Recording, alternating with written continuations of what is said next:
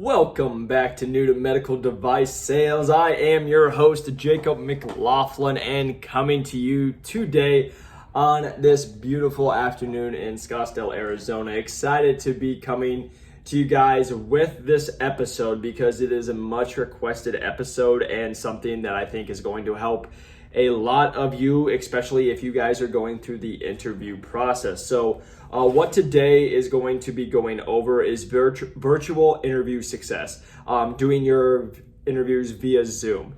And this was something I had to do, especially getting hired in the heat of COVID. And so I wanted to give my tips, what I did, what helped me be successful, and things that you guys can do to help yourself maybe feel a little more calm when you guys are getting these interviews via Zoom. And then also just giving you some of my tips that I did that will help you guys lead to success. But before we do dive too deep into it, please press that like and subscribe button. If you guys are watching on YouTube, a 5-star review on the podcast helps us grow this channel. And if you guys would like to reach out, please follow me on TikTok, Instagram, all New to Medical Device Sales, and then also LinkedIn at Jacob McLaughlin. You feel free to reach out. That's where I get these podcast ideas, and also just love hearing your guys' success. I've been having a lot of people reach out, buying the book, where you guys can get at newtomedicaldevicesales.com. Being able to, I've had so many people reach out with just they've gotten jobs or gotten job offers or interviews. So it's really cool to see that the book is helping. And I just got one today that it's just kind of a check. Maybe you weren't doing some things that I was doing, and you can compare yourself, and then you guys can take maybe one thing from that book and go. So it's fun to hear. But diving into virtual success with your guys' interviews. So the big thing is when you guys are doing this, the best thing to remember, it's just like a normal interview. The only difference, you guys are on a computer. If you guys are dudes, make sure you wear pants to the interview because they might make you stand up. I don't know. A little humor, but really getting just serious. That's a thing. Dress professionally. When you guys are doing these virtual interviews, you guys got to think that it's just like you are meeting with the regional manager in person. Body language is still coming into play because it is going to be on Zoom normally. So making sure that you guys can be staying confident. But for guys, I always just would suggest that putting on a nice suit with a tie, that's going to go a long way out. I would personally actually get all the way dressed. I put my whole suit on with even my nice dress shoes, just because there's even some like psychology with that. It's getting you guys in a different mindset compared to if you guys are just wearing shorts and kind of like lax, and then you guys put on, maybe just a nice shirt overwards. You guys want to be ready and prepared. So I would actually go over and beyond, and I'd put a full suit on with my dress socks, dress shoes, everything, acting like I'm going into the office to meet with them. Ladies, same thing, maybe a professional dress, or like, your blazers or your professional suits. Just again, think very business professional, that you're trying to dress to impress. You're trying to get this job. So that is number one. Number two, making sure that you already know this, but going to a quiet area. I would always do my interviews either in this room, or I have an office as well, that's on the other side of the house. So I would also just go back and forth between there where I would do my interviews at, just making sure I found the best place. And then just being prepared with questions that I had prepared. This is where a lot of people maybe take a step back. They don't come as prepared as they should.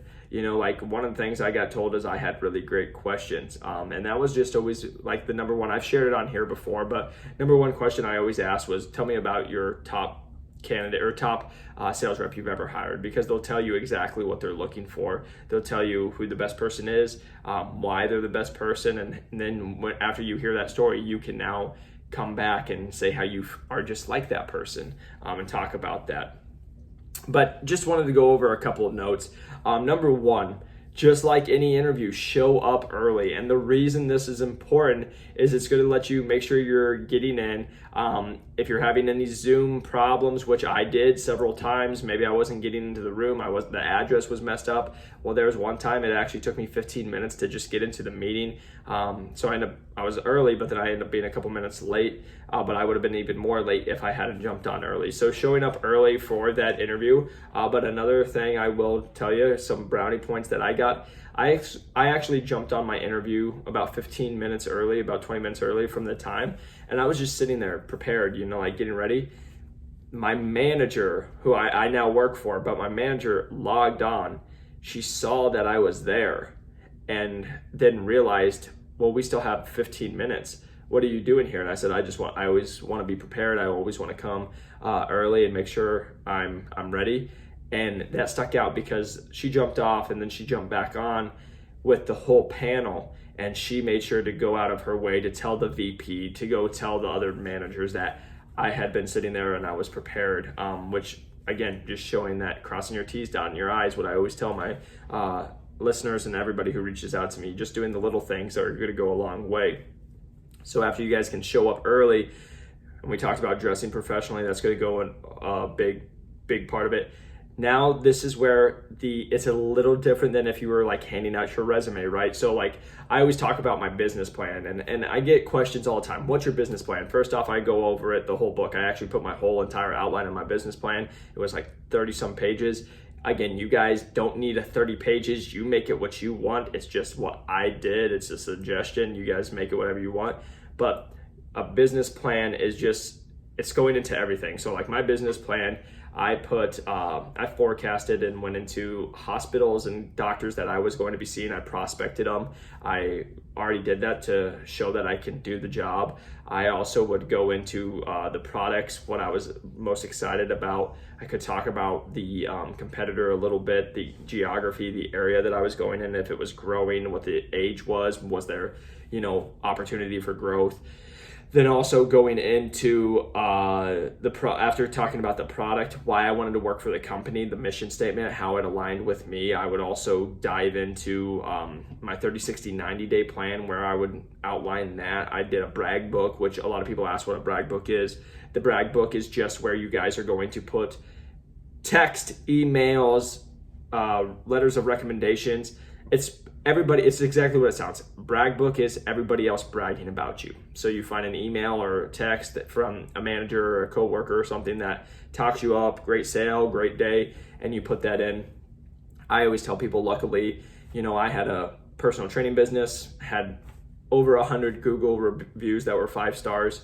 So I just pulled a handful of the best ones, put them on that, and now just let those people do the talking. But the reason I'm bringing up this business plan and why it's important is you want to come prepared, but make sure you guys are emailing that beforehand.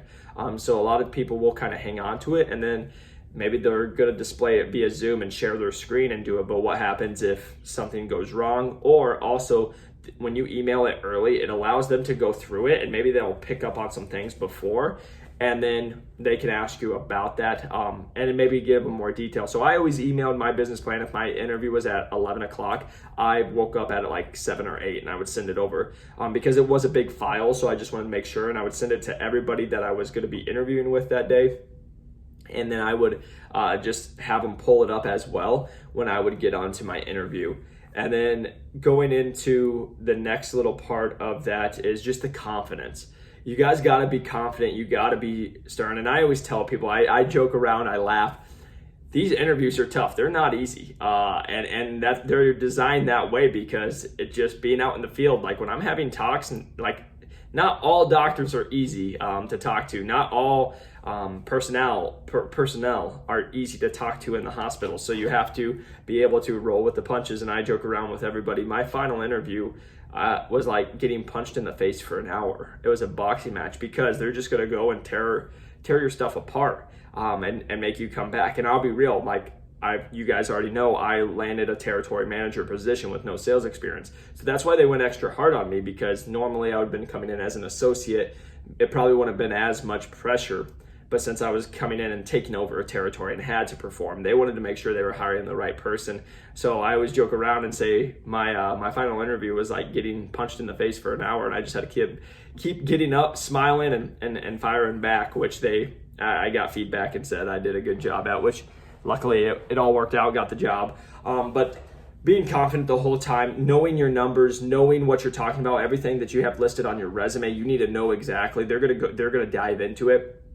And just being confident with your answers, being able to go into examples, talk about it, and be sure of yourself. Like a lot of times I'll get asked by people who reach out, like, oh, how do I stand out? How do I do it? And it's just, I know who I am, and like, this is always, I bring it back to kind of the relationships of like dating someone. When you come off needy, it's not a good look, because most people don't want someone who's needy or they're going to have to help out all the time, right? Compared to if you come in and like, I always brought in this confident of like, I know what I have to offer and I know I'm going to come in, I'm going to make an impact in your organization. But if you don't see that, that's fine. I'm on to the next one, and I'm going to find the one that does believe in me, because I already know I'm going to do that. And that was just the success that I've had in my interviews, but it's truly what I believed. I know I work hard. I know that I'm creative. I know that I can get the job done. I had been talking to a lot of reps and I knew I could do what they've done. And so I knew coming into every single interview, hey, I'm going to be an asset to your team. I'm not going to be a liability. And so that's just the confidence I had in being able to talk to it. And how you're able to talk to it is from your experience and from your past. Like for me, it was being able to talk, hey, I moved out to Arizona with no money and nothing to my name, and I grew a business, put me in the top 10% of personal trainers for salary and like what they made, and grew a business successfully and was able to live off it. And like, just being able to talk about what I did and even how I grew that business, like a lot of people don't know is I used to like go out to schools like to get kids into my youth programs. I used to go out to like soccer games and go reach out to parents and like just cold calling different ways, and being able to show in that experience how I would now be able to use that and relate it into the job now. So being able to talk to your past experience, but just being confident when you guys are in there. That's the biggest thing. And also the body language. There's going to be the nerves. You're going to slip up a couple times when you're talking. You're going to maybe be here, but again, you got to just think it's a talk, it's a conversation, and that's what it should be. It should be a conversation. It shouldn't be an interview when you guys are going through that. And then when you guys are having that, making sure that you guys do your research on who you're interviewing with. Like for me, I always tell people, they're always like, how do I do that? LinkedIn, it's your best friend. Like I always am, and this is me just going off on a little tangent, but I'm always so confused when people are like, how do I find it? And I'm like, how do you find anything in life? When you go out to eat, what do you do? The first thing you do is Google or Instagram. Exact same thing with these people. Instagram, Google, Facebook, LinkedIn, stalk them. Like that's how you find out who people are. That's how I found out my VP liked to golf. Looked him up. Looked him up on Facebook. Bam, found the golfing pictures. Bam, liked to golf. What do you think we talked about when he first got on? Golf. Just simple things like that. It's just going above and beyond and being creative. But then this is the kicker, and this is something that's on all my interviews. It's not just the virtual. It's having others reach out on your behalf. And the reason I say that is because when I went into my final interview, I actually had it planned that I would have, my interview was on a Friday, and I had it planned that I would have someone text my manager who was hiring for the position, because I had reached out to over 180 reps, and I had people in this division that actually knew who my manager was. And so I had people on Monday, Tuesday, Wednesday, Thursday, and then Friday had 3 or 4 people reach out to my manager, just putting my name out there, saying that they think I would be a good fit. Like that was where I went again above and beyond. I had multiple people on my side, and I would use my relationships that I had established and been like, hey, I would just wanted to see, would you shoot a text on my behalf? Yep, will. Awesome. Thank you so much. Bam, it goes into it. So that's something I always want to talk to people about, is just making sure you guys are going above and beyond. That's why the networking is so much, because again, I just heard another podcast that it's not in medical device, but it's in sales, and the person that is a top performer, they had a new job and they're like, how'd you find it? And they said, I've never gotten a job that I didn't know somebody at. And that's truly what it is. When you guys are reaching out, when you are trying to get these interviews, it's literally just using your network that you guys have to find people and to get the job. So again, going into the virtual, like if I can sum it up real quick, again, I know I went through it, but when you guys are doing the virtual, just make sure you guys have a quiet place. You guys dress like it is an actual interview. You're fully dressed, suited up, get you guys in the mindset. Again, come prepared. Shoot over in an email form your resume, your business plan, so they all have it just in case of any technical difficulties. Show up early just like you would if you guys are going to meet in person. And then again, do some research of the people you're going to be with. be able to talk, be confident when you guys are in that interview, be able to close them. Again, it's always about closing. So make sure it's no different even than if it was in person. And I should say, on my close, I was going to give a guitar pick. I wasn't able to, so I actually put a picture of a guitar pick. And when that screen came up, I said, I just wanted to show you why I'm the right pick for this position. Bam. That was my close. That's what I did, creative.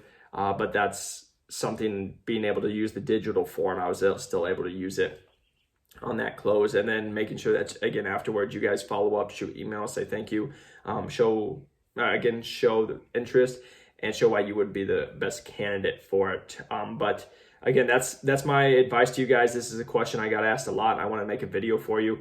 Again, I appreciate everybody who follows me. I appreciate everybody who reaches out. I'm so excited when I get the emails, and I take screenshots of the people who tell me that they got the job and that my book helped and that the book's helping them get interviews. And again, you guys, if you guys are listening, I'm always happy to talk. If you ask anybody who has reached out to me, I try to get back to you within the same day. Sometimes it's within the same hour if I'm out for my walk.